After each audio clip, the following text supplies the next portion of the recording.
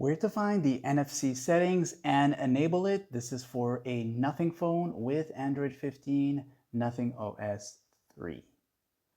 To find the NFC settings, go ahead and use the quick access and pull it down until you see this settings toggle here. Once in this section, you're going to look for connected devices, this one right here. As you enter here, you'll see these different options and go to where it says connection preferences. You'll see NFC here. And as you come here, you'll see these different connection preferences options, such as all of these here, and NFC would be one of them. So go into it, turn it on, and then you'll be able to use your NFC settings.